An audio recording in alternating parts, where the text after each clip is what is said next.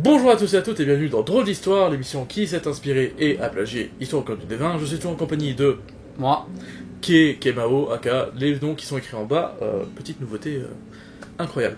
On est là pour continuer quelque chose qu'on avait déjà commencé, c'est-à-dire des Genesis. Pour expliquer rapidement, on a déjà fait, nous actuellement, 2 campagnes, et là on vous raconte la fin de la première campagne.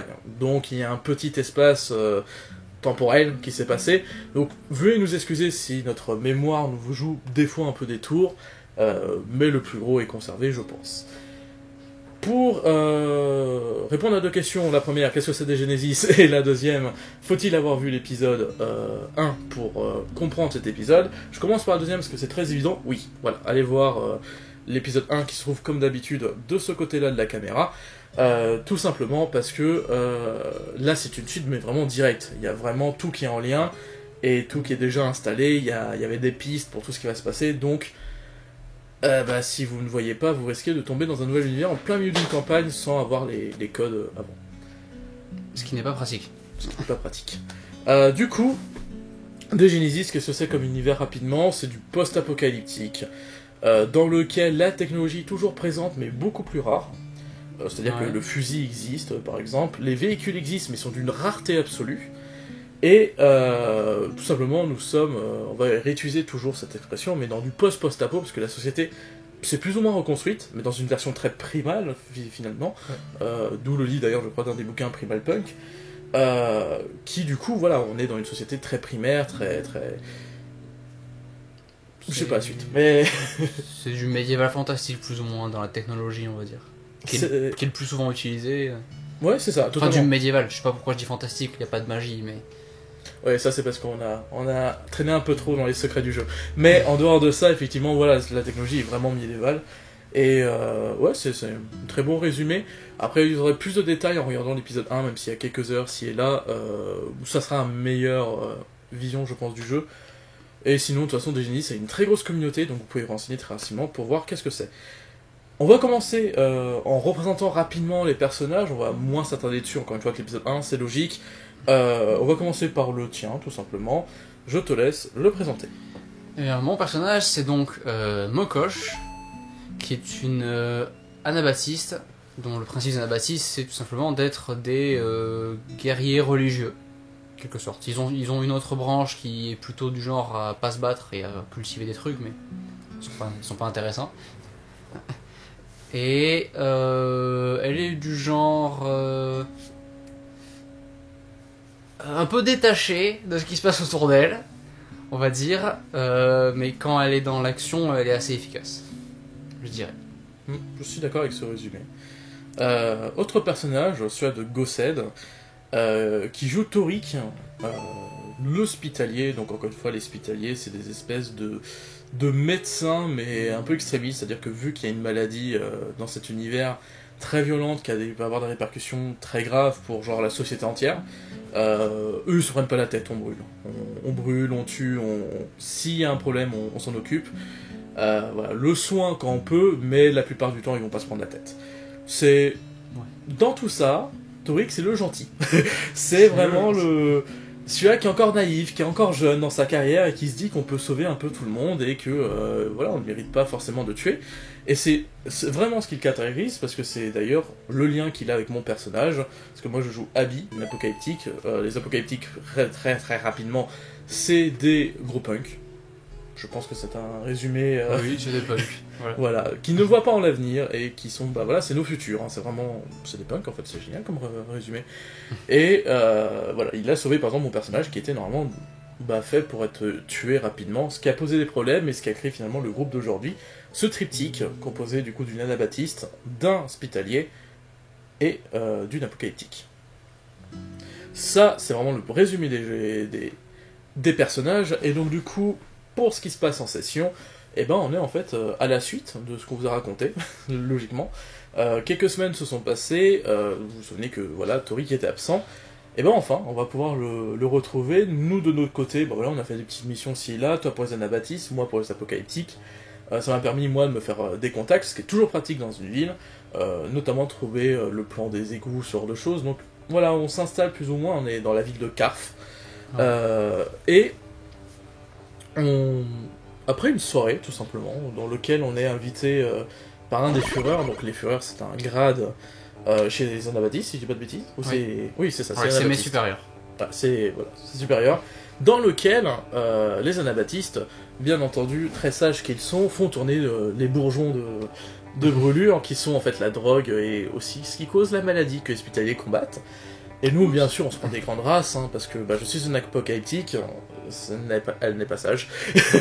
Mokosh n'est pas très non plus dans l'ordre, oh ça va aller.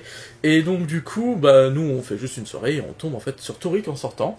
La rencontre était assez rigolote à jouer parce qu'on essaie vraiment de cacher le fait qu'on était sous substance. Alors il déteste ça, hein, il est vraiment en mode vous êtes encore drogué? Non. Les yeux, les pupilles dilatées au maximum. Entièrement noirs les yeux. Mais voilà, ça c'est vraiment la retrouvaille, c'est vraiment le début.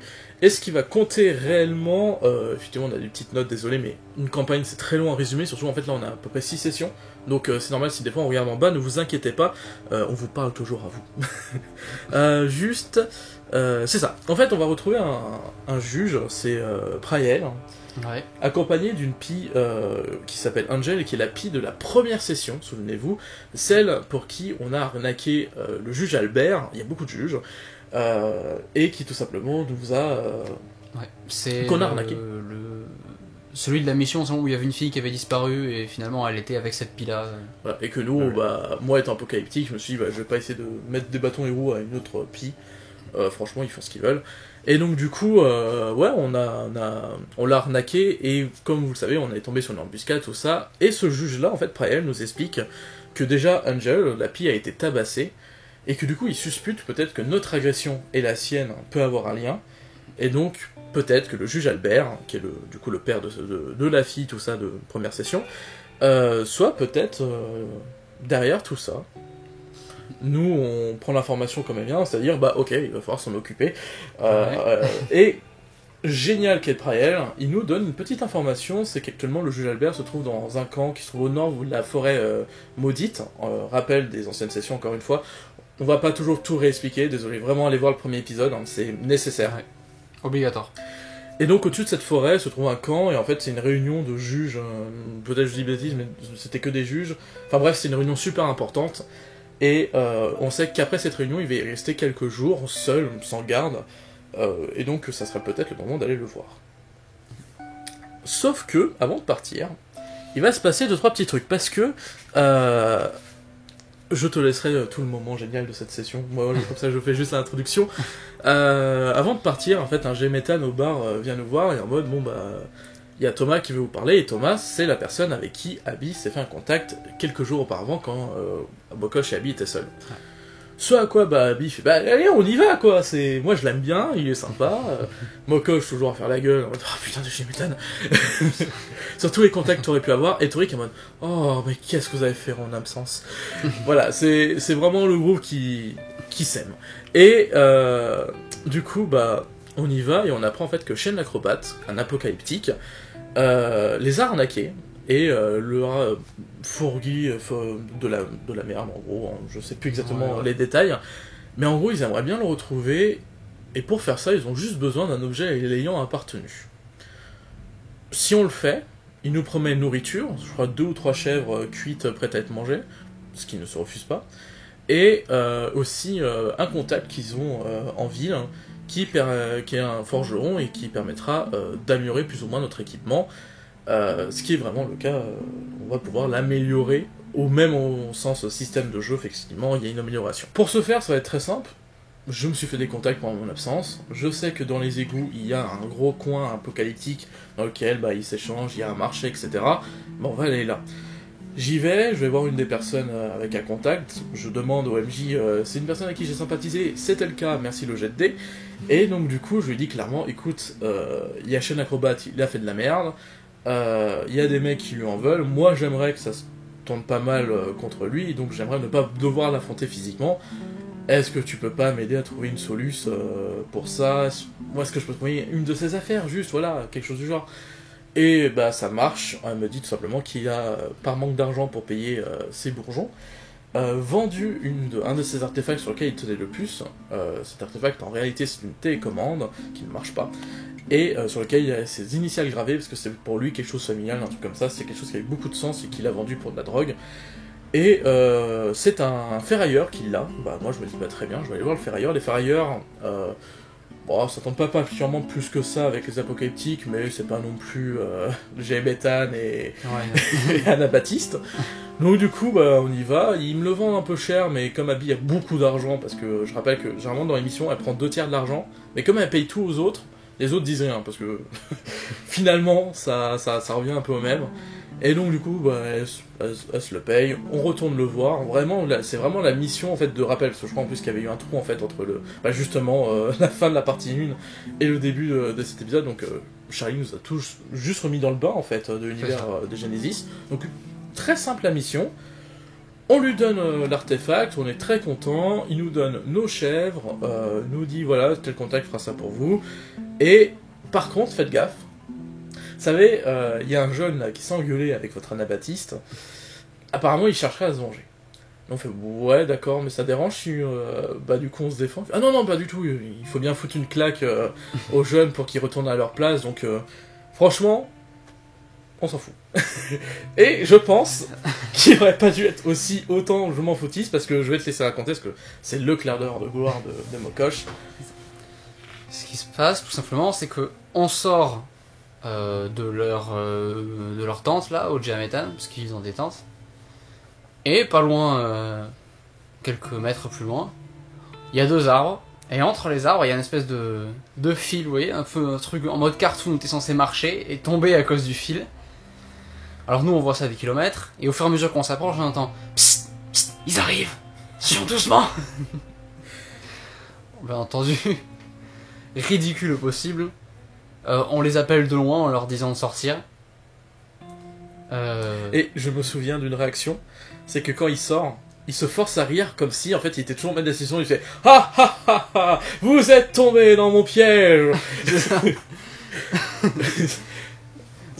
Horrible, il essaye encore d'avoir le dessus quoi dans la situation, alors que clairement il est déjà mort quoi, mais il essaye de nous menacer, de nous dire qu'ils vont nous casser la gueule. Bien entendu, on n'est pas impressionné le moins du monde. Et il me semble que le combat commence. Ouais, non, c'est exactement ça. En fait, il y a de la provocation et... C'est ça. Et ils essayent de se battre et on les défonce. Je sais pas si vous battez avec moi. Non, en fait, vraiment ce qui se passe, c'est qu'à la base, eux ils sont à plusieurs et nous on est 3. Et moi et Toric on part directement sur le côté et en fait tu les impressionnes. En disant ouais bon écoutez moi par contre ceux qui sont au sol je continue de les frapper. Donc si vous voulez partir c'est maintenant. Et en disant ça en fait t'as fait peur à un truc. Mais en fait les combats de chef c'est en 1 contre 1. Du coup on n'a pas besoin d'être là. Il est parti s'asseoir à côté de nous le mec. Et du coup c'était plus que 1 contre 1. C'est ça. Et il était pourri de toute manière. Il était dans le rang 0 de Djametan il me semble. C'était la recrue, c'était stagiaire quoi. Il s'est défendu de souvenir. Le combat a quand même duré, en termes de jeu, quelques minutes. Oui, mais le système des Genesis fait que les combats se passent pas vite. Effectivement, bon, tu l'as quand même bien eu quoi. Hein. Ça n'a pas été si compliqué que ça. Je l'étale au sol complètement. Il est incapable il est KO. Et je me dis bon, il faut quand même qu'il retienne la leçon. Alors ce qui se passe, c'est qu'il me semble que je demande à Abby son stylet, son petit sabre là. Exactement, ouais. Et avec ce stylet, je m'amuse à dessiner une énorme tête de chèvre dans le dos du type, pendant qu'il est inconscient. Enfin dessiner, je le grave quoi, il perd son sang et tout ça, mais... Voilà. Et parce que si vous avez vu l'épisode précédent, on t'explique déjà l'histoire, mais il y a des rumeurs un peu sur les Djametan qui tournent, comme quoi ils se tapent un peu des chèvres quand ils voyagent et tout. Donc j'ai trouvé ça marrant. Et il vit sûrement une très belle vie depuis. C'est vrai qu'on l'a pas recroisé. Ouais. Mais la campagne 3 qu'on commence nous bientôt mois prochain, elle aura lieu de retour je crois en Borca. Il y a peut-être moyen qu'ils reviennent faire un coucou. Hein.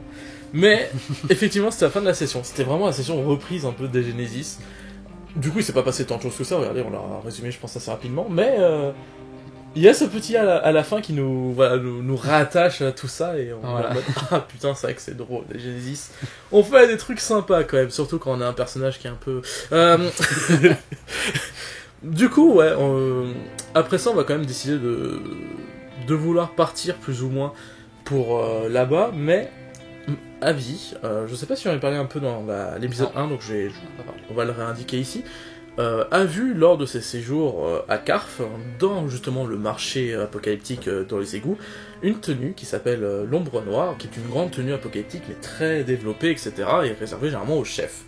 Abby tombe amoureuse de l'aspect de cette tenue et la veut absolument. Elle est pas achetable et la chef vient de la prendre et elle est partie avec. Donc Abby est un peu dégoûtée, etc. Et elle finit par poser la question, bon écoutez, si on part là s'occuper du juge, est-ce qu'on reviendra au moins à Carf pour la tenue quoi? Les autres sont en mode, bah, on sait rien, nous, enfin, genre, on est comme d'hab, on part à un endroit, on fait l'émission, on voit où nous mène notre vie, quoi, c'est un peu le quotidien de ce groupe, quoi. Et je me dis, bah, avant de partir, du coup, faut s'en occuper. J'ai besoin de cette tenue. Enfin, t'es sûr, tu veux voler les tiens? Bah oui, y a pas de souci, t'inquiète. Ça, c'est... y a pas de problème dans notre code moral par rapport à ça. Et c'est ce qu'on va, du coup, vouloir faire. C'était une session vraiment très sympa, qu'on va résumer là assez rapidement. Mais en vrai, il y a encore une fois les overlays qui sont disponibles de Genesis saison 1 sur la petite logique. Moi je vous conseille de l'écouter parce qu'elle est assez rigolote comme session. Notre plan c'est simple, on fait passer Toric pour un client d'Abby. Sauf que là c'est un hospitalier. En plus de ça, récemment il y a eu une promotion si je me trompe pas. Donc il peut se la jouer plus important qu'il ne l'est, surtout d'un point de vue apocalyptique. Et faire croire que bah voilà, il ne peut pas oser coucher avec une apocalyptique en public, donc il va nous falloir aller dans l'arrière-salle, là où est sûrement stockée cette fameuse tenue. C'est ce qu'on fait, on se présente ainsi, on arrive à convaincre le mec qui garde l'arrière-salle, en mode bah écoute mec, c'est un client, tu peux pas me laisser là comme ça, c'est mon métier quoi, et du coup il finit par céder. À l'intérieur il y a un mec, accompagné d'un chien, et ce mec se fait dominer totalement par Abby. Au début, on dit, ouais là là, tu me fais chier, t'es même pas de notre nuée, nanani nanana. Abby lui fait juste, ouais, mais tu peux aller juste dans le coin. Il fait, ah ouais, tu veux que j'aille dans le coin, et en plus de ça, nanana. Je fais juste, oui. Et du coup, il fait, tu fais chier, il y va. Du coup, il nous tourne le dos, on l'assomme, on s'occupe du chien pour pas qu'il s'énerve.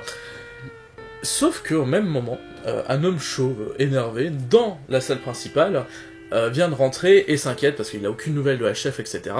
Et ça le met en colère. Donc du coup, bah, il veut rentrer, et là, Mokosh doit agir, parce que vraiment, il n'y a que ça qui peut passer, donc ouais. Mokosh, tout ce qu'elle le simple... Non mais dis-le, assume. Assume. Ce qu'a fait dans mon équipe qui est en danger, qui est dans la salle en train de fouiller, moi qui suis devant la porte en attendant, je vois une menace arriver, et je me dis... Bon, faut que je fasse quelque chose. Et je sais pas pourquoi, mais simplement, Mokosh dit, à haute voix, bon bah, moi je me casse. Et Mokosh s'en va. Elle laisse son équipe face à la menace qui arrive. C'est exactement ça. Il y a juste... Je sais pas ce qui s'est passé, hein. Ce dialogue. Et nous, bon, on peut pas réagir en tant que personnage, mais en tant que joueur, on est en mode, mais, que fais-tu? Enfin bref, ça n'a pas été très rare parce que Abby a su avoir une bonne réaction, c'est-à-dire qu'au moment où l'homme est en train d'ouvrir, galérer pour ouvrir la porte, Abby a un réflexe, elle dit au hospitalier va dans le coin, elle se déshabille, et en fait va se rhabiller au moment où ils arrivent pour faire genre, bah on vient de finir l'acte, et donc du coup, bah vous venez juste au mauvais moment, au mauvais endroit, quoi, y a pas de... On n'est pas en train de fouiller pour chercher une tenue. Et ça se passe bien en fait, le mec, bon, au début un peu suspicieux, il fait bon bah écoute, tu sais crocheter? Je fais bah ouais, il fait bah écoute, aide-moi, il faut qu'on ouvre la porte parce qu'on a aucune nouvelle de la chef, etc. On ouvre la porte, après il me demande d'ouvrir son coffre, moi j'ouvre le coffre, il n'y a rien dedans, je suis dégoûté, et en fait on trouve dans la chambre d'à côté, et c'était le coffre en fait de la nuée, pour expliquer, et en fait elle est ruinée, vraiment. Et en fait on retrouve la chef apocalyptique pendue. Donc Toric, on lui demande bah, si vous êtes hospitalier, bah, occupez-vous, s'il vous plaît, aidez-nous. Et c'est à ce moment-là où il se passe un quiproquo incroyable, hein. Pas pour les personnages, mais pour un seul PNJ, qui va dire à Alain, va chercher Anabatis là qu'on a vu viteuf dans la salle principale. Il n'y en a qu'un seul Anabatis à cet endroit-là, à ce moment-là. C'est bon. C'est Mokosh. Et c'est incroyable, parce qu'il réunit du coup Mokosh face à Toric, et commence à dire, ouais, alors écoute-moi hospitalier, tu vois cet anabaptiste, c'est avec eux qu'on travaille, et c'est avec eux que tu vas avoir affaire si jamais tu fais quoi que ce soit qui nous convient pas, si tu es le Wick, etc. Et du coup, ils ont menacé Torik par Mokosh, alors que les deux se connaissent très bien depuis beaucoup trop longtemps. C'est ça que je le toucherai jamais. Ça ne marche pas du tout. Et en plus, très marrant, mais chose un peu plus tard dans la session, il va aller voir Mokosh en disant « Bon écoute, ce hospitalier là, ça fait longtemps qu'on travaille avec lui, fais gaffe, il est dangereux, alors si jamais tu ébruites à tes chefs que notre chef est mort, attention, parce que il peut s'occuper de toi. » Bon bref, c'est le mec a essayé de jouer sur les deux tableaux, et ça marchait pas du tout, parce que... Ça marchait. On est amis. Pendant ce temps-là, Abby, elle a récupéré la tenue, elle est contente, elle retrouve Torik, Mokosh, elle fait bon bah, on peut y aller. Il nous demande de sortir le cadavre discrètement, ce qu'on fait. Et il y a eu... Alors là c'est un peu compliqué, en fait on va pas vous parler des hors sujets comme on a fait avec l'épisode 1 dans lequel on a parlé des sessions avec que Torik et... que Mokosh et Abby. Ouais.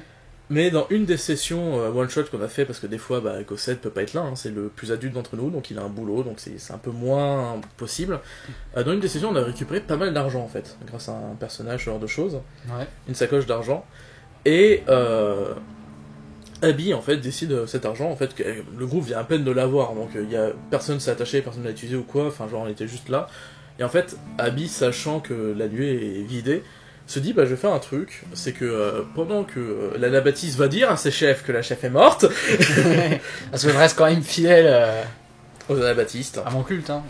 Et je vais... Alors, en plus, ce qui m'a un peu gêné en tant que joueur, c'est en fait, t'as eu d'abord ta scène et après j'ai eu la mienne, mais en fait, je voulais le faire avant, mais en fait, du coup, ça fait vraiment l'impression que j'ai voulu réagir pour sauver, alors que, en fait, je voulais déjà faire ça, je voulais déjà prendre l'argent. C'est les intérêts qui clashent, quoi, tu vois. C'est exactement ça, et en fait, je vais voir le nouveau chef de la nuée, le chauve, là, qui était en colère, et je lui dis, écoute, mec, au début, en plus, il essaie de me dominer ou quoi, et moi, je lui dis, écoute, mec, ça, c'est pour toi, maintenant, si tu fais quoi que ce soit de la merde, je te jure que ma nuée te défonce, et maintenant, t'as surtout obligation envers ma nuée, et le jour où on a besoin de moindre d'aide, ta nuée a intérêt à être là pour nous. Et en fait, il s'est juste rassis, il a pris l'argent, il fait, tu peux compter sur moi.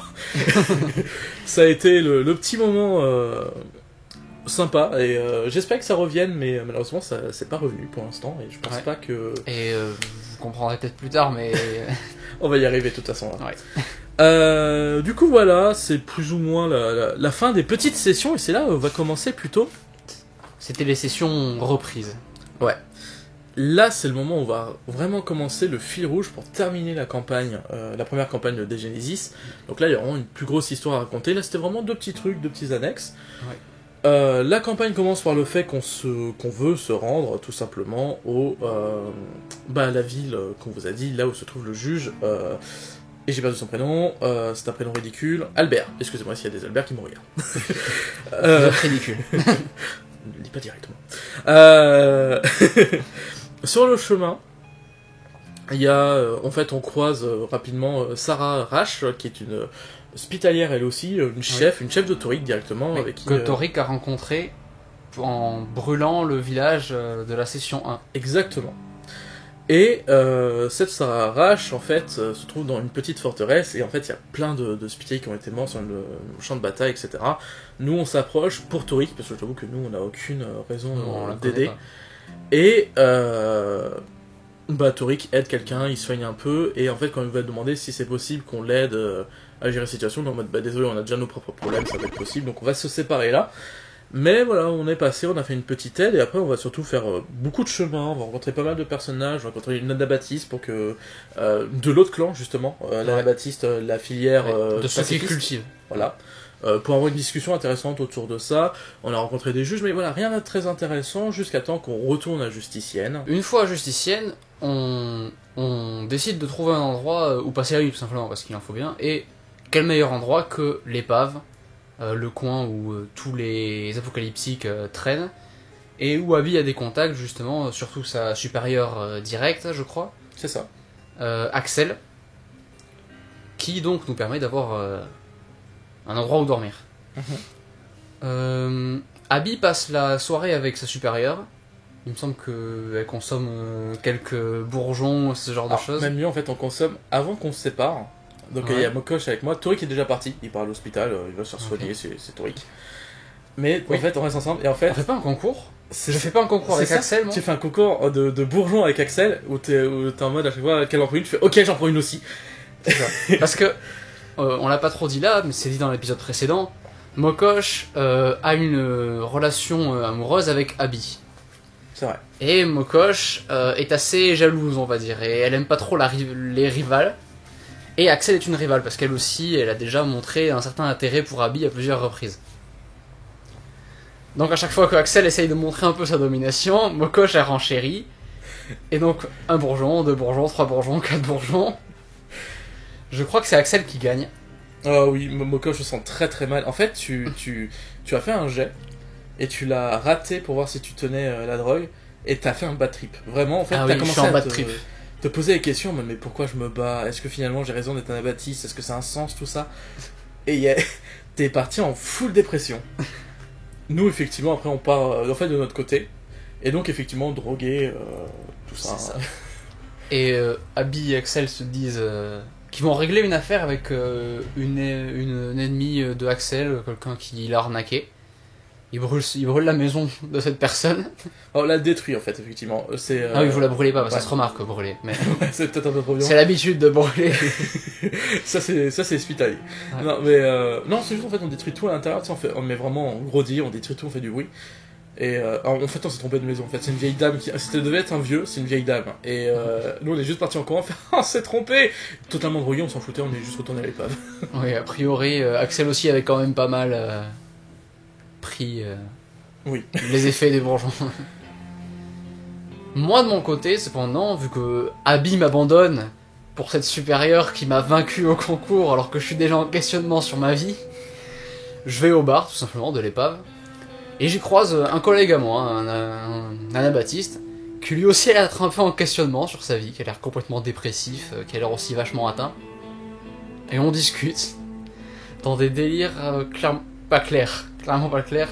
On est tous les deux dépressifs, où on parle de nos regrets, et où il est complètement perdu. Déjà, on voit que il a peut-être beaucoup plus consommé que Mokosh, beaucoup plus. Parce que même ses phrases ne font aucun sens.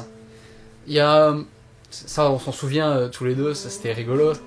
Au moment où simplement il essaie d'utiliser une phrase qui est souvent utilisée, et il dit « Ouais, mais de toute manière, la vie c'est rien que des nuances de blanc. » Les nuances de blanc, comment ça? Ça semblait vachement positif, tu vois. Ça fait, ouais, tu sais, le blanc, c'est ce qu'il y a entre le gris et le noir. Charlie a un don pour les personnages comme ça, un peu... tout Apocalypse 13-18, hein, saison 1, reposait beaucoup sur ce genre de personnages, et c'est vrai que ça fait du bien, en vrai, dans les moments de détente. Ça donne un bon charme aux univers que Charlie s'approprie et tout ça. Et... Et puis Mokosh qui la suit dans le délire, parce que bon, c'est pas le moment de commencer à rectifier les gens, et au final, on passe la soirée encore à continuer à boire, jusqu'au moment où Abby et Axel rentrent après cette trompée de maison, et ils nous retrouvent tout en haut de l'épave. L'épave, c'est on l'a dit dans l'épisode 1, un grand bateau, en gros, qui est juste posé au milieu de la ville, comme ça. Et nous, on est tout en haut, on est sur le pont du bateau. Il nous retrouve, tandis que je discute avec l'anabaptiste de se suicider ou un truc comme ça, genre de sauter. Et je me tourne vers Axel et je lui dis « Tu veux pas sauter toi par hasard ?» Bien sûr non, sauf que moi j'insiste. Parce que a priori je suis complètement dans les vapes. Hein, et j'essaye de la saisir et de la balancer par-dessus le pont, de faire un meurtre carrément dans leur zone où ils habitent et où elle est la patronne. On commence à se battre. C'est ça. Abby arrive à nous séparer. Ouais. Moi je suis là pour calmer le jeu, parce qu'en vrai j'ai envie vraiment que personne ne gagne. Je suis ni pour Mokosh ni pour Axel à ce moment-là, tu vois. J'ai vraiment beaucoup de sentiments pour les deux, et du coup je suis juste en mode, non mais faites pas ça. Arrêtez. Et Mokosh s'en va dégoûté.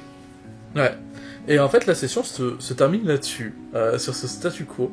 D'ailleurs, Abby gagnera un point de réputation pour avoir publiquement en fait défié sa chef, qui est Axel. Et tout ça parce que Mokosh ne supporte pas la drogue. Pas que je supporte la drogue. Ça serait sûrement passé de la même manière si je n'avais pas consommé. Mais ouais, non, c'était vraiment assez fou comme session.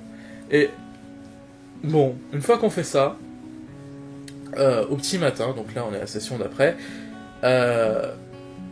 On dit bon, l'escale à Justicienne a assez duré, de toute façon on part, c'était vraiment prévu comme ça dans le plan. Hein. C'était une en fait, escale. C'est ça, c'était une escale à Justicienne. Et donc on repart comme si de rien n'était, même s'il y a toujours... C'est très étrange, hein, les francs entre Abby et Mokosh, parce qu'ils sont toujours là sans être là. Il y a un très gros attachement et en même temps ils passent leur temps sur la gueule, c'est génial. C'est très amusant. Et malheureusement ce trajet, et du coup ce dernier trajet va pas très bien se passer parce qu'on va pas vraiment avoir le temps de s'expliquer, puisqu'en fait on va tomber sur une énorme tempête de sable, le genre de tempête qui fait disparaître les gens. Comment ça se passe? On la détecte tout simplement, on se dit merde, ok d'ici un quart d'heure il va nous falloir un abri, il n'y a rien autour de nous, donc on commence à foncer dans une direction en espérant qu'il y ait un abri, et au fur et à mesure qu'on avance, il y a des maisons un peu au loin, on se dit ça fera de bons abris, sauf que la tempête est maintenant très proche derrière nous. On a de la chance, entre nous il y a un hospitalier qui a un masque à gaz, donc si jamais les choses tournent mal, lui a plus de chances de s'en sortir et peut-être de pouvoir nous sauver la vie si jamais on se rate. Ouais. Et à la limite, il pourrait nous passer le masque à gaz de temps en temps. Vous voyez un peu comme dans les plongées, dans les films. Je sais pas pourquoi, je suis presque sûr qu'il le ferait pas. Il est très gentil, Tori. Il aurait peur des microbes. Mais ouais, tu vois, genre, il sera en mode attention, dans le sable, il y a peut-être. Oh, quoique, après, il nous aime beaucoup, donc il pourrait. Ne soyons pas médisants. Ouais. Ce qui se passe, c'est que justement, Abby s'en sort bien, aidé par Torik, qui la pousse un peu et la fait rentrer dans la maison, et au moment où Torik se retourne pour vérifier où est Mokosh... J'ai disparu, j'ai pas marché assez vite. Et t'es à une centaine de mètres. Je me souviens de la description, parce qu'au début... Une centaine de mètres? Ouais, parce qu'en fait, je me suis perdu, en fait, carrément. quand Charlie avait dit, ouais, elle est à l'arrière, on s'est dit, ouais, il y a 15 mètres, je vais tendre le bras, elle va le choper. Et non, c'est une centaine de mètres, en fait, qu'elle est à l'arrière. Et là, Torik, heureusement qu'il était là, fait bon, j'ai un masque à gaz, il va falloir que je la sauce, parce que là, la tempête, elle est genre, vous voyez, là, c'est Mokosh, la tempête est là. Non, je suis carrément dedans. Pas encore, en fait, la tempête va te prendre de plein fouet quand Torik va arriver sur toi. Et du coup, bon, c'est la panique, Torik repart en courant, il me dit de fermer la porte, prend un de son grand manteau qu'il a, à un moment il a sur toi, te le met sur toi pour protéger du sable, et à ce moment-là, la tempête... Le sable avait déjà commencé à me lacérer la peau. Oui, c'est vrai ça. Et ça a sûrement touché aussi un peu Torik, non, vu qu'il enlève son manteau? Oui, mais il s'en sort plutôt bien comparé à toi. Ouais. Moi par contre je prends cher, parce que du coup j'ai été beaucoup plus longtemps que lui sans protection. C'est ça. Et du coup, Torik et Mokosh réussissent à rentrer grâce à Abby. Je dis grâce parce qu'en fait, moi ce que j'ai dit au MJ, c'est je vais hurler leur nom pour qu'ils m'entendent dans la tempête et qu'ils trouvent la direction. Et ce qui a été bien vu, parce que juste après, le MJ décrivait le fait que Torik ne voyait rien. Donc, en vrai, j'ai eu une bonne intuition, et ça lui a donné 1 ou 2 dés bonus, et je crois qu'il a fait justement 1 ou 2 réussites. Donc c'était pile le nombre de dés que je lui ai donné, donc symboliquement, on peut dire que c'est grâce à Abby. Moment qui a pas mal d'ailleurs un peu traumatisé Mokosh, parce que c'est cette Mokosh, ce personnage qui donc a toujours besoin d'avoir Abby à côté, se retrouve toute seule dans le sable à se faire lacérer. Et c'est dans la prochaine campagne, l'acte 2, celle qu'on a déjà fini aussi, Mokosh a à présent des lunettes de pilote un peu pour mettre au cas où il y a de nouveau une tempête de sable. Ah mais c'est trop bien. C'est vrai, et je trouve que du coup c'est le moment et aussi ce que ça peut représenter pour le personnage, ça allait très bien avec ce qui s'est passé. Voilà, c'était mon petit parenthèse personnage. Ouais, non, mais totalement. Mais en fait, j'étais pas au courant qu'elle avait ça dans. Quand même, ça nous est pas arrivé, donc il n'y a pas eu besoin. Mais sur les images que Charlie dessine pour nos personnages, elle y est d'ailleurs. Peut-être que tu vas le faire apparaître, je sais pas. Mais je garde la surprise des dessins de saison 2 pour l'épisode consacré. Ah ouais. Parce que Charlie s'est amélioré de dessin en 1 an de campagne, donc c'est très sympa en fait. À chaque nouvelle campagne, on a une nouvelle version de nos personnages. Et c'est très joli cette évolution, puisque Charlie est un artiste bien entendu. Cette phrase de transition. On arrive dans cette fameuse ville dont j'ai déjà oublié le nom. Moi aussi. Très bien, cette fameuse ville, et on va directement confronter ce juge qu'on vient chercher. On va toquer chez lui, enfin pas chez lui parce que c'est pas là où il habitait, mais on a appris qu'il créchait en gros chez la forgeronne, je crois, qui était sa maîtresse. Donc on va toquer là-bas, déjà on prend sur le fait de vivre avec sa maîtresse, enfin d'être chez sa maîtresse, et c'est Torik qui le confronte principalement, mais Torik essaie d'être un peu trop subtil, parce qu'a priori il y a peut-être des témoins autour, des trucs comme ça, je sais pas, il essaie d'être subtil, le juge il capte rien, il comprend rien, mais on arrive au bout d'un moment à lui faire comprendre que qu'on lui en veut de nous avoir mis notre tête à prix, sauf que c'est pas le cas. En tout cas, il dit que ce n'est pas le cas. Il dit oui, c'est moi qui ai tabassé l'autre pie là, Angel, parce que c'est normal, il avait un problème personnel avec lui. Et nous, il a dit non, vous, je peux pas vous blairer, mais je vais pas envoyer des gars vous buter. On se dit bon, c'est soit on a ce juge là qui nous ment, soit notre juge de confiance qui nous ment. Donc on lui dit bon, écoute, on va t'amener avec nous et on va régler ça ensemble. Et c'est là je me demande, est-ce qu'on n'avait pas de toute manière un contrat secret avec notre juge qui disait qu'on devait le ramener de toute manière pour que notre pie se venge? Ah, bonne question. Il me semble que oui. Peut-être, ouais. Oui, il me semble qu'on avait ça. Mais dans tous les cas, on veut le ramener. Dans tout cas. Il nous dit bon, d'accord, je viens avec vous, mais dans 3 jours. Je dis, non, tu viens avec nous maintenant. La situation ne donne aucun véritable avantage, mis à part le nombre, mais on est là en mode c'est nous les boss. Il nous dit non, oui tu viens. Au bout d'un moment, il finit par céder. Il dit bon d'accord, bon, vous avez des chevaux? Non, on n'a pas de chevaux, mais tu vas payer nos chevaux. C'est-à-dire qu'il était en mode mais vous avez des chevaux? Et nous, bah non, on va marcher à pied. Mais non, je vais pas marcher jusqu'à là-bas. Bon, tu vas Fait, payer. bah, nous on l'a fait, hein. Je vais prendre un cheval et vous. Non, non, non, si tu prends un cheval, on est tous en chevaux. Tu vas Du les coup, il a payer. loué les chevaux. Il a loué, c'est important le terme loué. Ouais, et du coup, il y a une caution, il a payé super cher. Et du coup, on est tous à cheval, grâce à lui, merci. On l'amène jusqu'à Justicienne. Exactement. On l'amène jusqu'à Justicienne, jusqu'au point de rendez-vous avec notre juge de confiance et l'API, sauf que l'API est cachée pour le moment. C'est juste un apocalyptique de temps d'autre. Ouais. Avec le juge, qui s'appelle Prael. Comme ça, je te Ouais, fais. notre juge de confiance, c'est Prael.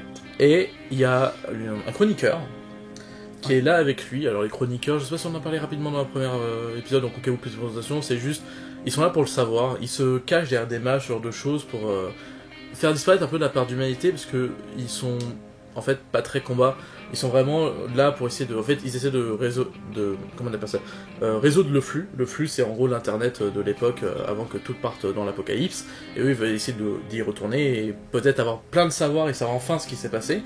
Et c'est le savoir, c'est eux qui créent la monnaie par exemple, toute la monnaie, les lettres de change de Genesis, c'est eux qui les créent, ils ont des pistolets pour ça. Donc voilà, vraiment c'est bah plus des mecs plus tranquilles, mais qui jouent plus de la prestance. Et Celui-là, du coup, il était un peu obscur quand même. Celui-là. Ouais. Il était jouait beaucoup de son statut, et il s'appelait Malware. Il était dans la pègre un peu, en quelque sorte. Et donc voilà, c'est tout, il y a ça, nous et le juge bien entendu. C'est ça. On le confronte de nouveau sur cette affaire, en mettant les deux juges en face. Et dans cette confrontation, Toric laisse échapper le fait qu'il y a l'apocalyptique dans le coin, et qu'a priori il veut se venger ou quelque chose comme ça. Bien sûr, la situation dégénère parce que lui, le juge qu'on veut confronter, n'est pas là pour ça. Et il essaye d'affronter les gens qui sont là. Bah, en fait, c'est directement en fait du coup la pie qui lui fonce dessus en fait. Ouais. Il y a vraiment le combat entre la pie et lui. La pie étant révélée, elle prend sa vengeance. Elle commence la vengeance directement, elle lui fonce dessus et ils se battent. Et en fait, ce qui se passe, c'est que le juge arrive à avoir un peu le dessus, et en fait, au mieux d'en profiter pour essayer de tuer, il voit qu'il est en sous-nombre. Réaction logique, tu fuis. Donc, il va sauter sur son cheval. Il saute sur son cheval, il se prépare à partir. Sauf que Mokosh, qui est pas loin, avec sa grosse épée, je rappelle qu'elle avait une espèce d'énorme Claymore, ici il y a des références par là, qui voit s'enfuir, qui dit non, c'est pas dans mes intérêts qu'il s'enfuit. Elle prend juste son épée. Le cheval est coupé en deux. Entièrement. Il s'effondre au sol, le type aussi. Et qu'est-ce qu'on en fait du type? On le laisse à la pie. En fait, le mec est coincé sous le cheval. Et en fait, on regarde la pie, on fait bah écoute, occupe-toi-en. Et vraiment, ce qui est excellent dans cette scène, c'est la nonchalance de Mokosh. En fait, pendant tout le début du combat, alors que ça dégénère, on est tous en oh merde, faut peut-être intervenir. Mokosh dit littéralement non, c'est pas mes affaires. C'est ça, là c'est une affaire entre les deux. Donc Mokosh a dit bah, écoute, j'ai aucun intérêt que ce soit l'un ou l'autre. Par contre, qu'un cheval fuit, alors là non. Oui, non, parce que s'il fuit, il part avec la rage, il va nous en vouloir vraiment cette fois-ci. C'est vrai. Donc cette fois-ci, il faut intervenir quand il essaye de s'enfuir. Il y a juste un coup d'épée. Voilà, il y a vraiment juste le coup d'épée. C'est vraiment, il faut vraiment voir le mouvement que j'ai fait exactement, c'est juste. C'est pas de préparation au combat. Non, c'était vraiment excellent. Et Alors que tout ça vient de se passer, il y a Malware qui s'approche de... C'est pour ça que je l'ai un peu présenté. Qui s'approche de Priel, parce que de toute façon il est là jusqu'à la fin de la campagne. Et lui, mec, il y a un problème, etc. Et là, Priel commence à paniquer, il nous dit vite, il faut qu'on retourne à l'hôpital, il y a un problème. Ok, on vient avec toi, et on arrive à l'hôpital. Et en fait, on voit Sarah Rash. La fameuse hospitalière. Exactement. Décapitée.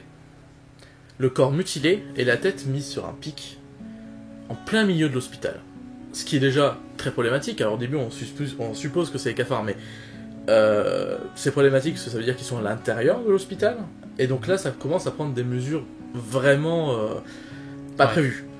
La session se termine là-dessus et en fait l'autre session enchaîne directement. Et là à partir de maintenant il y a vraiment plus d'ellipse, c'est vraiment du on continue. Surpris par la situation, donc on décide d'enquêter sur ce qui vient de se passer, parce que c'est quand même assez inquiétant. Quand t'arrives à t'infiltrer dans ce groupe de gros parano que sont les hospitaliers, c'est que c'est une certaine menace. Et comme elle est un peu liée à nous, la victime, on s'inquiète un peu pour nous. On cherche, on se sépare. Torik, il me semble, Torik se porte volontaire pour autopsier le corps, voir s'il peut trouver des informations là-dedans. Et je sais pas s'il trouve grand chose. Il trouve en fait de la carrure et comment ça a été tué, enfin vraiment les informations de base d'autopsie finalement. Ouais, il trouve les raisons de la mort initiale, quoi, la vraie mort, et a priori tout ce qui a été décapité, tout ça c'était post-mortem. Moi, je vais voir mon clan, parce qu'il y avait une base de mon clan dans le coin. De toute façon, on a la justicienne, non ? C'est ça, oui. Ouais, on a la justicienne, donc il y a forcément tous les clans. Je vais voir mon clan. J'en ressors pas grand chose. Si, tu recrutes. C'est pas maintenant que je recrute. Si. C'est juste qu'en fait ils viennent pas avec toi, mais tu dis les gars, je vais avoir besoin de vous. En fait, ce qui se passe, c'est quand t'arrives, ouais. Il y a des mecs en train de jouer aux cartes. Tu vas jouer avec eux. Tu vas être plutôt tranquille, tu vas jouer avec eux. Et en fait, en jouant, tu vas les battre, et donc du coup, ils vont commencer à parler avec toi, voir un peu si t'es intéressante. Et en fait, tu vas leur parler de la guerre du Nord, etc. Et dire qu'ils commencent à avoir une mauvaise ambiance, et qu'il est possible que en fait, le plan Anabaptiste soit en danger directement. Et même si en vrai, c'est les hospitaliers qui sont visés, mais toi, tu vas un peu arrondir les bords, et tu vas juste dire, du coup, bah écoutez les gars, du coup, vous faites rien ici, vous faites chier, donc vous pouvez travailler pour moi si jamais j'ai besoin. Et ils ont tous été d'accord. Ouais. Et donc du coup tu t'es fait une petite unité que tu utiliseras bien plus tard, mais qui sera là dès à présent. D'accord, donc je me fais des potes. Et Abby, elle, va voir Axel, sa supérieure donc, que j'ai presque tué. Et elles discutent ensemble et c'est Abby qui a le plus d'informations sur cette affaire. Elle apprend déjà que c'est clairement pas les pillards du clan du cafard qui ont fait ça, parce que c'est trop subtil pour eux. Eux ils auraient attaqué en bande et tout ça, ce genre de choses. Et elle apprend aussi qu'il y a une rumeur qui dirait que ce serait l'effet d'une nouvelle nuée qui est apparue assez récemment dans le nord de la carte. On est plus ou moins en Allemagne, ça s'appelle la Borka maintenant. C'est vers le nord. Que ça viendrait d'eux et que cette nuée serait originaire donc de Manuter, qui est, si vous en souvenez bien, et si vous en souvenez bien, bravo à vous, vous pouvez rajouter j'ai gagné dans les commentaires et on vous mettra un pouce vert pour dire que vous avez gagné. Que c'est la ville que notre groupe, sauf Mokosh, a voulu brûler en début de la toute première session de cette campagne. Enfin, toute première saison, parce que c'était session 2. Session 2 ? Session 2, oui, parce que la première c'est le juge Albert. Là on est vraiment dans la continuité. Hein, oui, d'accord. Donc deuxième. Ouais. Assez chaud. Est-ce qu'on apprend son nom directement à cette nuée ? Je sais plus si on l'apprend là ou un peu plus tard. On sait juste en fait que y a un symbole qui a été tagué, qui est celui d'un oiseau enflammé, et du coup on apprendra, je pense que c'est là, que c'est du coup ce qu'on appelle la nuée du phénix. Ouais. Bien que en fait aucun des personnages avait connaissance du phénix avant quoi. Ouais. Et ben du coup c'est un peu le moment charnier de cette saison. Il y a Abby qui supporte pas vraiment ça. Pour la première fois, elle comprend que le long terme existe. Elle a vraiment le retour du bâton du long terme, mais c'est quelque chose qu'elle a jamais conçu jusqu'à présent. Genre tout ce qu'elle faisait, les répercussions, c'est soit il y a des mecs qui venaient de buter le lendemain, mais voilà quoi, c'est vraiment assez simple à définir. Et du coup elle se sent vraiment pas bien. Et Mokosh après part avec les Anabaptistes, parce que dans le Nord ça s'est passé comme ça, parce qu'elle était avec Abby à ce moment-là. Puisque Mokosh, subtile comme elle est, hein, quand on dit que ça... Ah oui, donc c'est pour ça que j'ai engagé les types. C'est parce que j'étais déjà au courant que cette nuée existait, donc oui. Donc j'aurais dû dire ça dans le sens. Ouais, mais au moins comme ça on permet de se transitionner vers le truc. Et en fait c'est juste Mokosh. Au moment où on fait oui, bah c'est né des cendres de Manhunter. Donc je fais, tu vois, je l'avais dit. Le gros soutien qui est Mokosh. J'appuie là où ça fait mal. Dans tous les cas, tant pis. Abby va se coucher à l'épave. Pas envie. Voilà, y a rien là. Ça devient une Mokosh. Elle a plus de sentiments. Elle est KO. Et dans la nuit, elle est réveillée par quelqu'un qui fait hey, c'est toi la pie, tout ça. Je fais, oui, il y a Axel qui te cherche, elle est dehors. Abby comprend très vite que c'est pas normal. Enfin, genre, de toute façon, Axel me cherche pas, c'est où je suis déjà de base, donc y a rien qui va, mais. Mokosh. Vraiment, pendant ce moment-là, elle était vraiment Mokosh, c'est genre neutralité totale. Et elle se sent, tu vois, genre, elle était pas en mode oh là là, ça va être un piège, ouais, elle est juste en mode bon. Du coup, elle suit. Elle tombe sur une ruelle. Et effectivement, c'est une embuscade, les mecs commencent à l'encercler. Elle dit bon, écoute, on travaille pour la nuit de Phoenix. Et on doit te ramener vivant, donc soit tu nous suis, soit on l'utilise de manière forte. Abby, elle veut juste se battre, elle s'en bat les couilles. Pour elle, soit elle meurt là, soit elle mourra plus tard, mais ça va pas très bien en fait là-dedans, tu vois. Ça a un peu trop travaillé cette nuit, et du coup elle sort juste son arme en bon bah écoutez, venez. Et au début elle s'en sort pas mal, alors ils vont en blesser quelques-uns, elle en tue même. Mais très rapidement, le surnom fait quand même qu'elle commence à vaciller, à se faire ruer de coups. Et l'OMJ commence à m'indiquer, tu sais, si tu veux, il y a une petite ruelle sombre sur le côté. C'est bon, je me bats. Oui, mais tu sais, il y a une ruelle sombre sur le côté, sur lequel si tu te mets à courir, tu pourrais peut-être les semer. Je me bats. Oui, mais tu sais, il y a vraiment une ruelle sombre, hein, tu peux vraiment la prendre si t'en as envie. Mais... Il fait bon, ok, j'ai compris ce que tu veux faire, et effectivement, moi je veux me battre, soit je s'attends qu'il soit mort, ou soit je s'attends que je sois morte. Mais il n'y aura pas une sortie autre que ça. Et je continue à me faire dominer. Malheureusement, j'arrive pas à reprendre le dessus, trop nombreux. Et au moment où je comprends que je vais perdre ce combat et que du coup ils vont réussir à m'avoir, je suis apocalyptique. La mort me fait pas peur, il y a qu'une chose qui leur fait chier là maintenant tout de suite, c'est ça que je meurs. Ils peuvent pas m'interroger. Et du coup, bah rien, juste ils vont rentrer de mission, ils vont faire on a échoué, et ça va les faire chier, mais à mort. Bah du coup, la mort d'Abby, la seule chose envisageable, elle a le fusil de Tariq dans le dos, parce que c'est toujours elle qui porte le fusil de Tariq, parce qu'il en a deux, ce con. Donc il peut pas porter les deux en même temps, sinon c'est trop lourd. Donc c'est elle qui le porte, et je dis, bah, avec un peu de chance, je peux réussir à le faire glisser dans mon dos, et tirer avant qu'ils arrivent à réagir en me shootant moi-même. Le jet de dés est vraiment improbable. Il y a une difficulté absolument horrible. Je lance les dés. Le coup de feu retentit. Et on passe sur le point de vue de Mokosh. Je ne sais pas si mon personnage est mort ou pas à ce moment-là. Le MJ, qui sent la fin de session arriver, pas juste sur le point de vue de Mokosh, il dit juste alors que t'es en train de revenir du camp d'Anabaptiste, tu reçois un coup de feu. Et c'est la fin. Et c'est la fin de session. Alors là, du coup, pendant une semaine, on était tous en mode bon, allez, on veut la suite. Toi non plus, tu savais pas si t'étais mort ou pas? Mais parce qu'en fait, pendant longtemps, en plus, après la session, je l'ai pris en mode mec, tu peux pas me faire rater ce jet.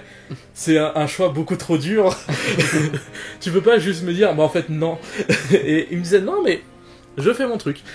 Et vraiment, j'étais comme ça jusqu'au début de la session. Et là, la session commence. On est du point de vue de Mokosh, qui simplement va sur le lieu. Voilà. Je vais sur le lieu du crime. Enfin, là où je crois en avoir entendu le tir. C'est ça. Tout ce que je trouve, c'est du sang. Et il me semble aussi que je trouve des morceaux d'armure, d'une armure que je connais a priori plutôt bien parce que j'ai aidé à la voler. Enfin, j'ai aidé à la voler.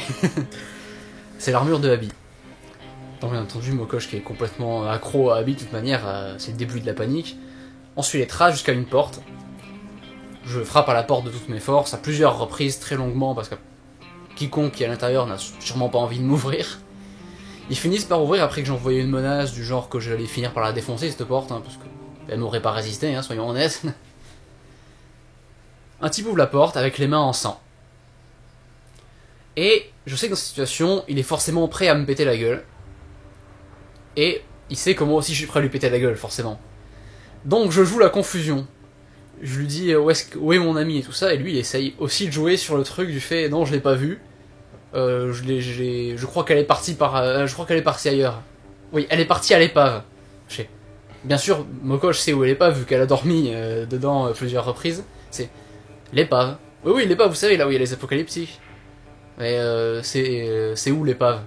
Ah, mais vous savez, c'est par là. Et il détourne la tête avec le doigt, genre, poum, et il s'étale par terre. C'est vrai, c'est vrai. Je rentre à l'intérieur, paniqué, j'essaye de fouiller. J'entends 2 voix dans la salle à l'arrière. Il me semble que déjà... Oui, non, j'entre dans la pièce. J'ai trouvé le fusil de Abby. Ou alors c'est le type qui l'avait sur lui. Mais j'ai le fusil à ce moment-là dans les mains. J'ouvre la porte, je vise les 2 types, je les menace. Je leur dis de se mettre à genoux. Main sur la tête, face à face. Ouais, face à face aussi. C'est-à-dire qu'ils ils se regardent les yeux dans les yeux. Et je vois dans un coin Abby, qui a l'air très mal en point. Genre avec la peau vraiment blanche, elle a dû perdre du sang et tout ça. Donc ce que je fais déjà directement, c'est que j'éclate le cerveau d'un des 2 qui se regarde en face. Donc il a dû avoir une belle vue déjà, le type face à lui. Je me mets à le menacer, à lui demander qu'est-ce qui s'est passé et tout ça. Et il me dit rapidement c'est pas notre faute, on voulait juste la kidnapper et tout ça. Bien entendu, j'aime pas l'idée et je crois que je le bute lui aussi. Non. Non, Il a envie. Tu le reverras plus tard. c'est pas celui-là. Non, c'est l'autre qui a encore envie. Ah, c'est le premier, ouais. Ouais, celui-là auquel j'ai pété le nez. Du coup, tu dois le tuer Donc, aussi. lui aussi, je le bute. Et je vais au chevet d'Abby, qui est de toute évidence gravement blessé. Je sais pas si je te laisse. Ouais, bah, c'était le moment où le MJ. Et là, la session, ça faisait déjà un petit moment qu'on jouait, parce qu'il faut quand même que Mokosh avance dans tout ça. Moi, je savais toujours pas si j'allais reprendre mon personnage, dans quel état il était, donc au moins, par la narration de Mokosh, j'apprends qu'effectivement, bon, le fusil est bien parti, etc. Et j'ai pas eu l'air code à tirer à côté et faire oups. Donc ça va. Et bah, du coup, en fait, le MJ fait clairement comprendre, par contre, ça va être le dernier dialogue qu'aura ce personnage, et qu'après ça ira très mal. Et bon, bah, Abby se voit Mokosh, déjà, elle voit Mokosh paniquer, elle se réclame, t'inquiète pas, tout va bien, c'est fini. Et moi, je me dis, non, mais t'inquiète pas. Et Mokosh, dans un élan de panique, décide de se dire, souvent, je pense que c'était le raison, Abby prend des bourgeons, ça l'aide à aller mieux. Si elle est blessée et que je suis là d'un bourgeon, ça va peut-être aller mieux.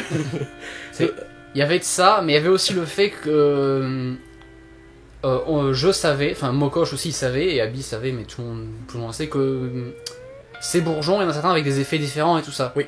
Il y en a certains qui aident à aller plus vite, enfin ça augmente le rythme cardiaque, tout ça en termes de RP ça doit être ça, mais en termes de jeu, il y en a qui vont plus vite, donc ils rendent sûrement plus résistants et tout ça, ce genre de choses. Effectivement, ça c'est vrai. Et je me disais, peut-être qu'il y en avait dans ses poches qui, je sais pas, l'aiderait à aller mieux, quoi. l'aiderait à aller mieux. Donc bien sûr, Mokosh consomme des bourgeons, mais ne sait pas faire la différence. Donc galère, elle lui passe juste Abby comme ça, mange.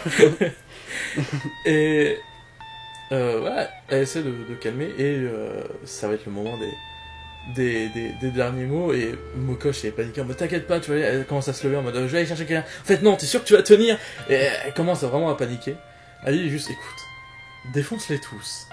Et utilise ses dernières forces finalement pour juste donner le dernier baiser bien entendu à Mokosh et partir ailleurs.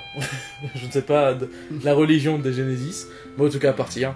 Et elle meurt comme ça face à Mokosh.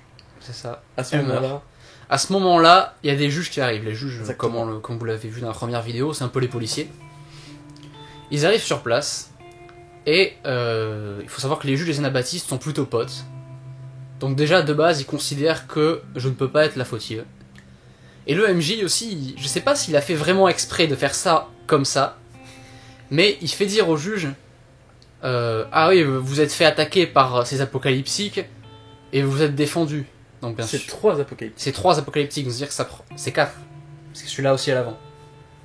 Ou 4 ou 3. Enfin fait, bref, il vraiment, prend en compte tous les apocalyptiques, donc Abby dedans aussi. c'est ça. Et vous êtes juste défendus, vous les avez tués. Et Mokosh donc est complètement détruite psychologiquement, hein. Il y a son addiction qui vient de mourir. L'amour de sa vie qui vient de mourir. Et elle veut pas s'embêter, elle juste raconter l'histoire et tout ça, elle dit juste oui c'est comme ça que ça s'est passé, tu vois.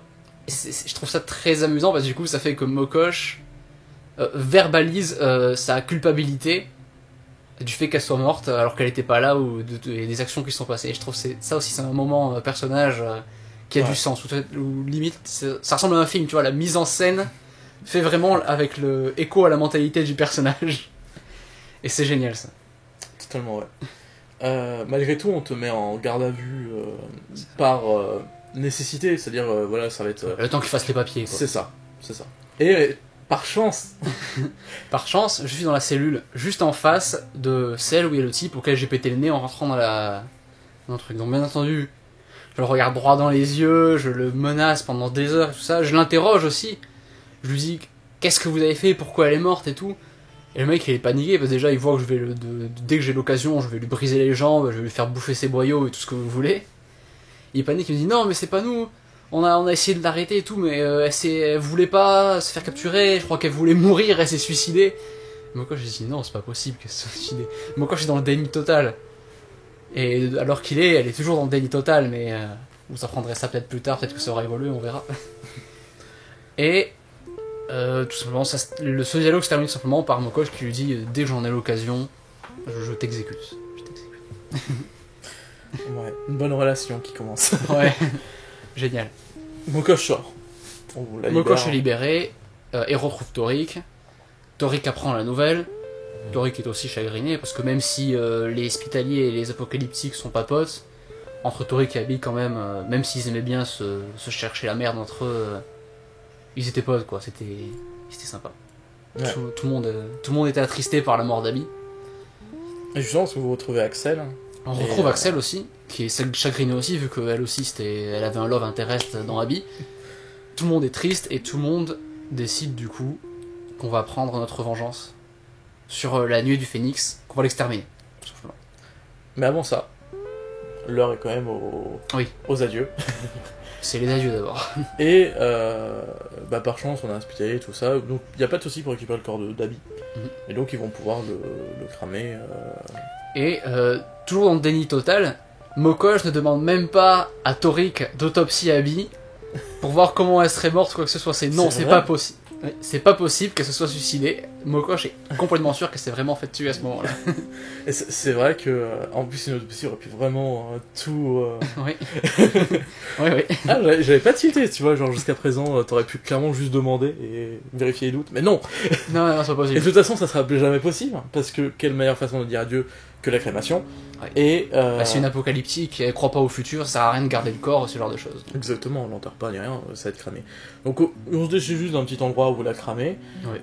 Dans une colline, un truc comme ça, ou quoi, sur les couchants. Exactement. Sauf Torik qui lui proposait dans l'épave, mais. Non, pas brûler l'épave. On peut pas brûler l'épave, merci Torik. Mais voilà, c'est la petite scène un peu émotionnelle, voilà, tout le monde fait ses adieux, y compris Mokosh dans sa façon. Oui. Mokosh qui toujours un peu perturbé, hein. De toute façon elle a toujours été perturbée, mais là c'est un grand moment de perturbation. Décide déjà de balancer tous les bourgeons dans le feu, parce que c'est comme ça qu'Abby elle aurait voulu mourir, hein, avec des bourgeons et tout ça. Donc bien sûr on a sûrement drogué toute la ville, hein, à cause des à cause des fumées. Et Mokosh aussi dans un geste très très sain, hein, qui montre qu'elle est prête à faire le deuil et tout ça. À la fin, met la main dans les cendres d'Abby et se barbouille le visage avec les cendres de sa bien-aimée en tant en peinture de guerre. Très sain.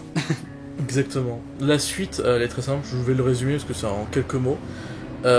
Juste en fait, on retrouve toute la team habituelle là qu'on vous parle depuis tout à l'heure. Donc c'est, je regarde les noms juste vite fait, mais ouais, Priol, Malware, Axel, quelques apocalyptiques ici et là, mais surtout après les joueurs.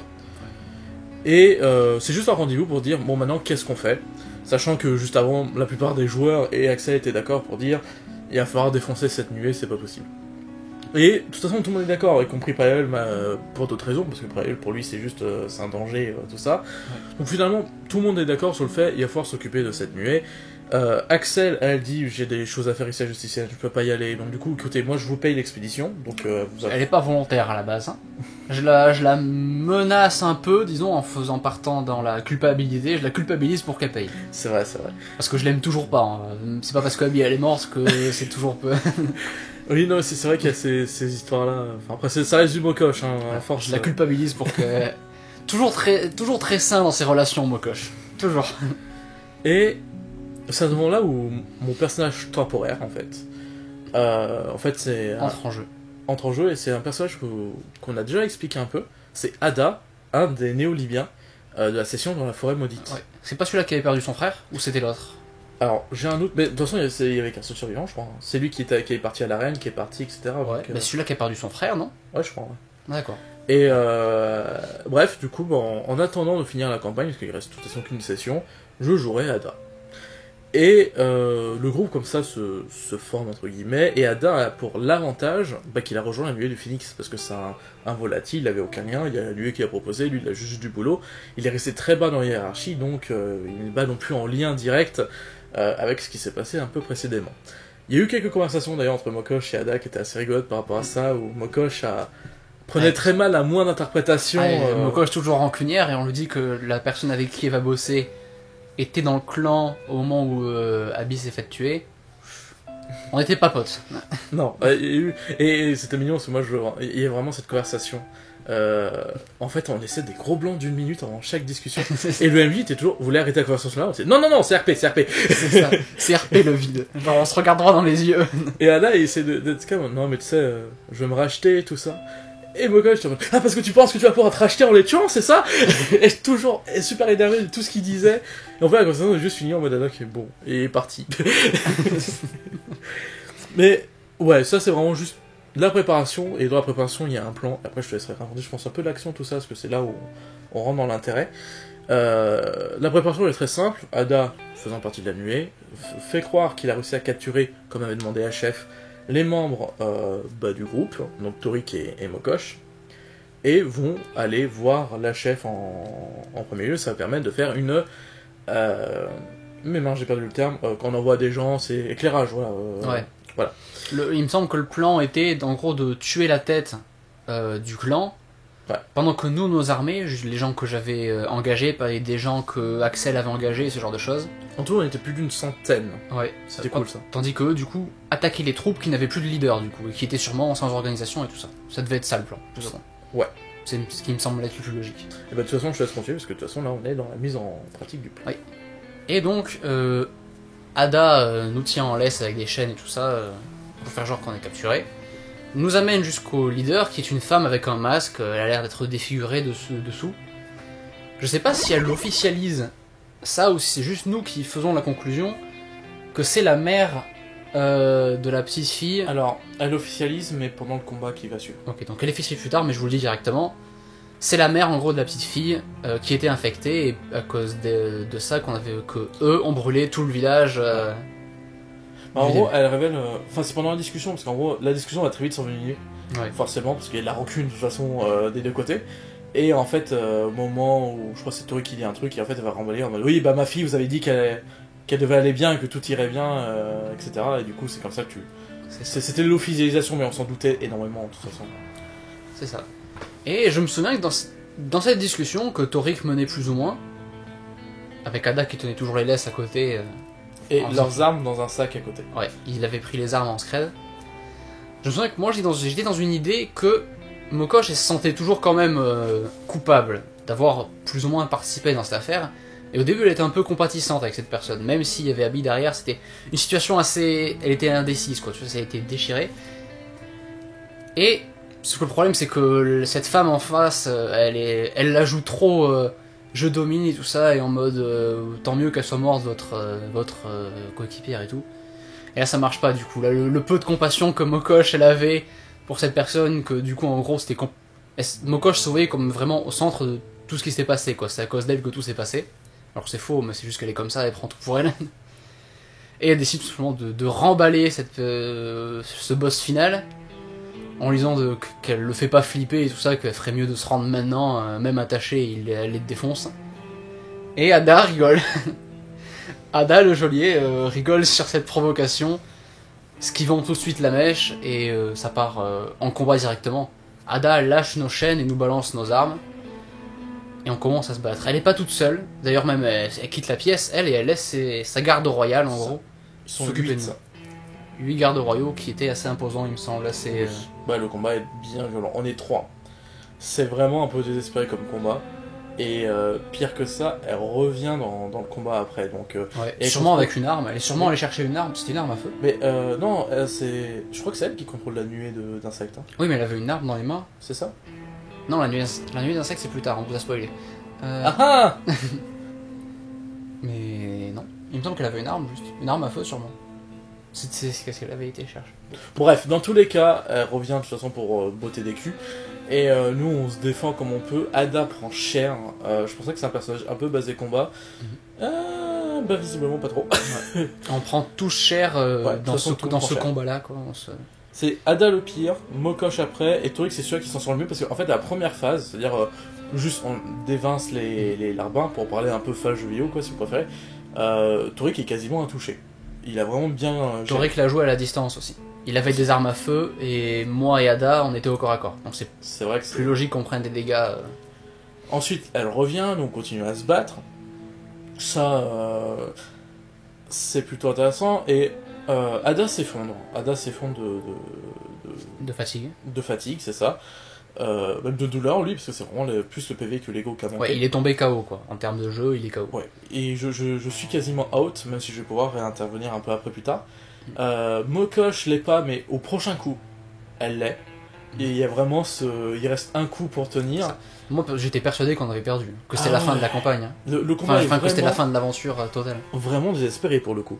Torik, par un élan de réussite critique, qui sort de on ne sait pas où, s'énerve, décapite la meuf, et vraiment quand nous on était là, on était en ah putain c'est la fin de la campagne, et là Torik a eu mais d'où tout ça arrive.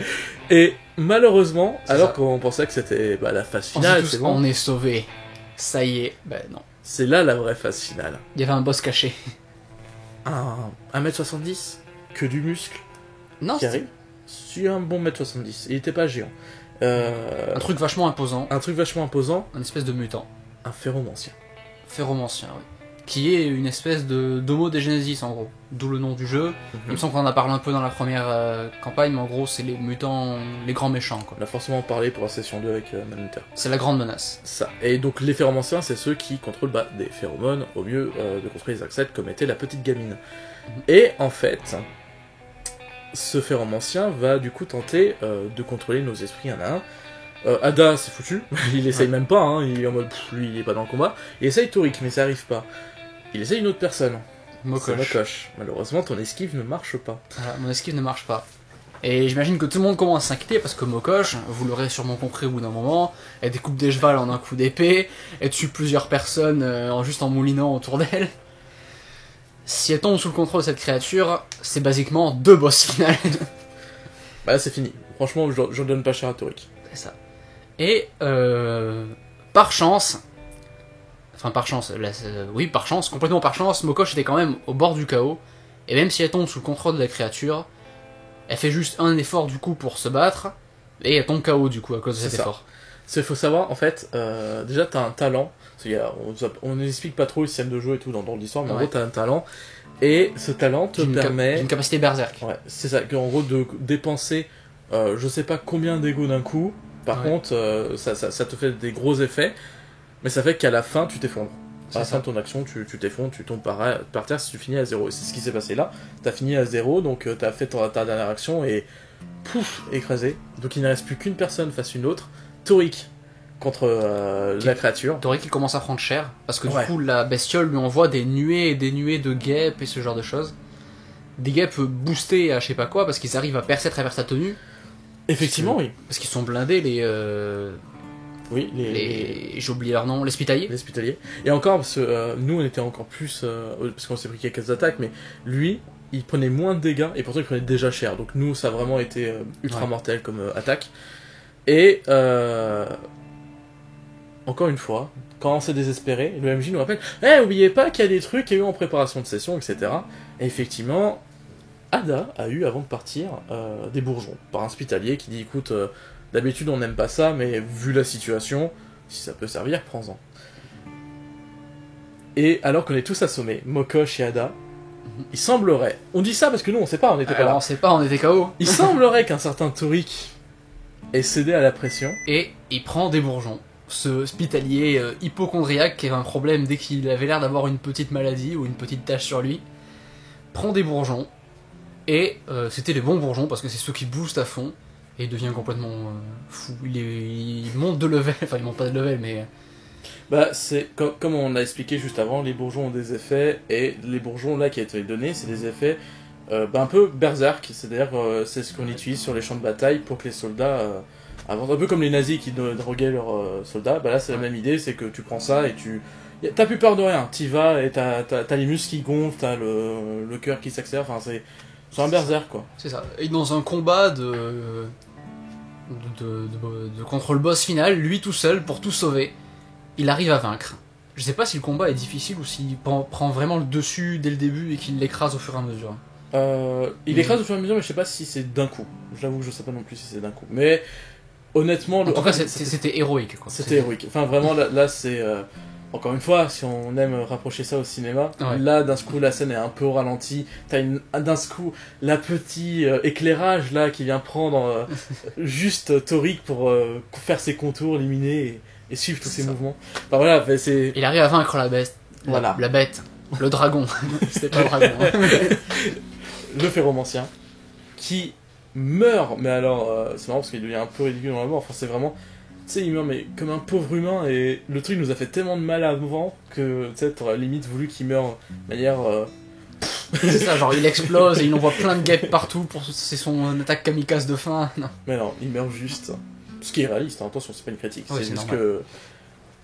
que. Et on a vaincu du coup. On est récupéré par nos soldats une fois qu'ils ont écrasé les troupes, toutes les troupes adverses. Là, c'est vraiment cinématique. Ce qui est génial, c'est que du coup, on entend les attaques pile quand on tue le dernier boss. Hein. C'est-à-dire qu'il n'y aurait jamais eu personne pour nous aider. Et 45 minutes plus tard, nous dit le MJ, une petite heure plus tard quasiment, Priel arrive à nous trouver et nous sort de là. Et en fait, la campagne s'arrête là en apprenant que nous serons bien vus pour avoir aidé et l'hôpital et les juges. Enfin, là, on a vraiment été de bon cœur, enfin de bonne main, de bon cœur, je sais pas trop quoi. Et en fait, on s'arrête là, quoi. La campagne s'arrête. C'est ça. On s'arrête avec nous tous blessés. Ouais. Et avec la petite victoire amère, du coup, d'avoir quand même perdu notre compagnon Abby. Compagnonne Bref, ouais. Abby. Mais d'avoir quand même vaincu l'adversaire. Voilà. Sniff. C'était des Genesis Acte 1. Je sais que c'est un peu long, mais il y avait beaucoup de sessions à résumer. Mais au final, je pense que je vais assumer juste que Drôle d'Histoire est une émission méga longue. Hein. Honnêtement. Je veux dire, c'est bon, les épisodes de 30 minutes, ça existait au tout début de l'émission, ça fait 2 épisodes, hein, c'est tout. faut être réaliste. Ouais. Alors, en fait, c'est comme on rejoigne beaucoup de choses, bah c'est long.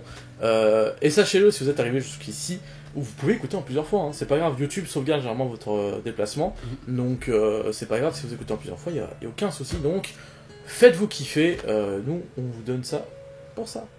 Bref, merci d'avoir suivi cet épisode, vous en saurez plus sur la suite, Mokosh, Toric, qui je serai, dans The Genesis Acte 2, pour teaser un peu. On a fait une campagne officielle, parce qu'en gros, c'est plus ou moins le rythme que semble vouloir prendre notre Charlie. C'est de faire une campagne personnelle assez longue et d'enchaîner avec une petite campagne qui est éditée, une vraie campagne écrite par Cyborg Vodka. Donc on a fait In Thai Blood, mais à notre façon, et vous le découvrirez du coup dans quelques mois, avec The Genesis Acte 2. On vous dit au revoir, merci d'avoir suivi cette vidéo, abonnement, commentaire, tout ça comme d'habitude, s'il vous plaît, soutenez la chaîne si ce format vous plaît, et ciao.